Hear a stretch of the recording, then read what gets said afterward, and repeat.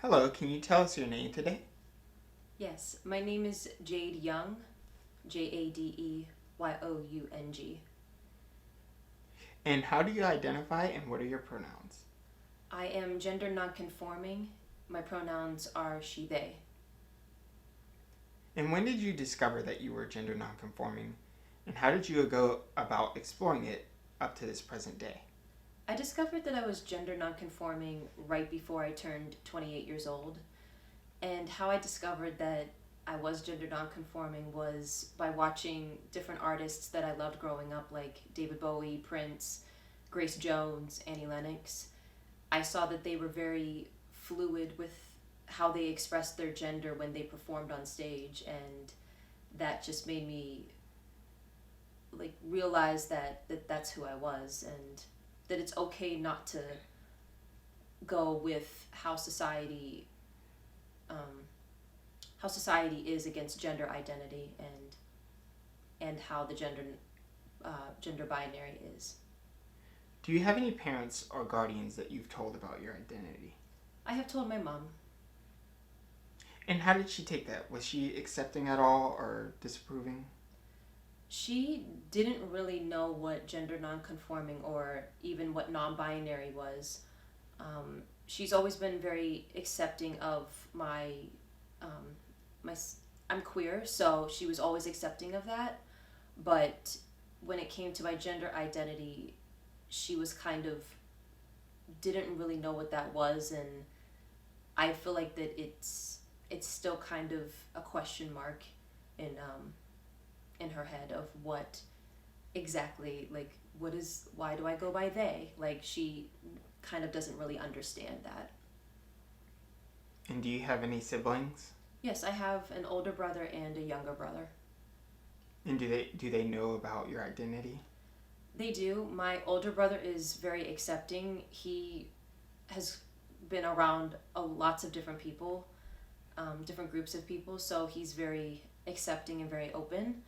My younger brother, again, didn't realize that um, if you go by they pronouns, it's not just for.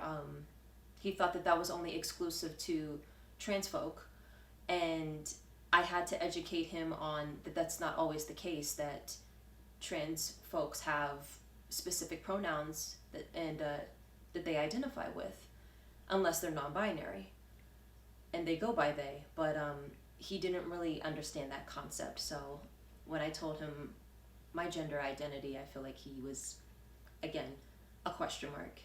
I I definitely felt that I was gender nonconforming when in elementary school we would have to be separated by girl or boy, and I didn't really understand why that was always a concept and why boys were superior and girls weren't.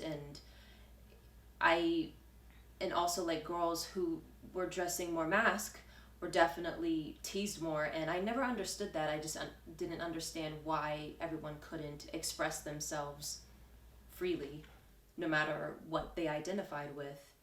So I had to deal with like internalizing those thoughts, and also as a teenager people were questioning a lot of what I was, and my sexuality, my gender identity, or my sexuality. I kept that very repressed.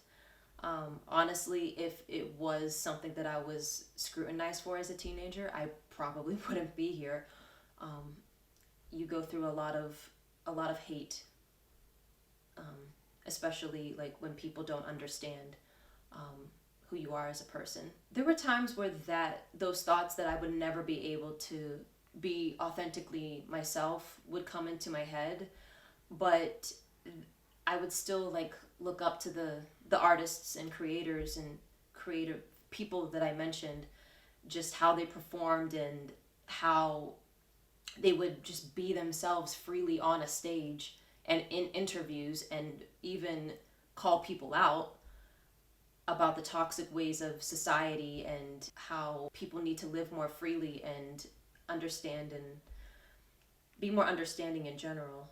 So I, of course, I would doubt, but then I would keep watching those who influenced me as an artist, and I realized that there's nothing to doubt and that this will pass. It's them, not me. I am a writer, I am a dancer, choreographer, I also sing, and I'm an actor as well. If I can make a difference or help somebody with the art that I create, whether it's me writing a script that includes more non binary and gender non conforming characters, or choreographing something that includes dancers who are gender non conforming or non-binary. I just feel like that's truly important. And again, if you have a platform and you're an artist and creator, I feel like that you have the stage. Might as well tell our story. Tell like again, there are trans folks that are non-binary as well. Tell their story as well. Do you feel that social media has helped, or do you feel that it's hindered our progress in society's understanding of us? I feel like it hinders, honestly, the mental state of a lot of non-binary and gender non-conforming people. People are very cruel on social media, and unfortunately, there's no way to monitor it.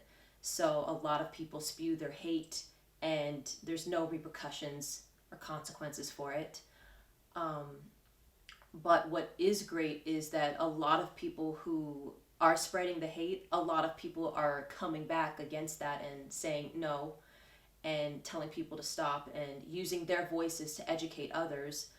And I believe that that's really beautiful. I don't want to give fear power, because I feel like that makes me vulnerable, and I want to still be able to do what I love and be freely and live my life as my authentic self.